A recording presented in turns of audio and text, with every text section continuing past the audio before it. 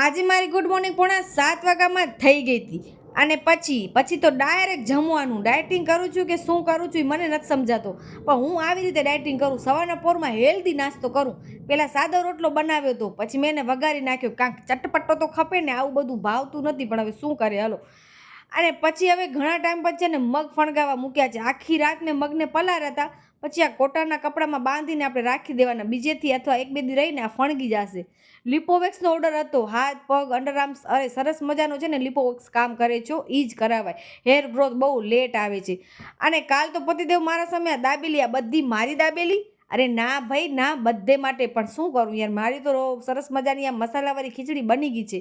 પણ ખીચડી તો પછી પણ ખાઈ શકતું, પહેલાં એકાદ દાબેલી તો ખાઈ જ લીધી. અને પતિદેવ માટે મેં વટાણા બટેકાનું શાક બનાવ્યું હતું. તમને શું લાગે, મેં દાબેલી ખાધી હશે કે નહીં ખાધી હોય, કમેન્ટ કરજો. અને પછી અમારે આજુબાજુમાં જે આ ગલ્લું પલ્લું આજકાલ બહુ દેખાય છે ને, તો ગલ્લુની કેવી કાંઈક હાલત થઈ હતી કે એનો પગ આખો તૂટી ગયો હતો. તો બાજુમાં મેં એક ડૉક્ટરને ફોન કર્યા.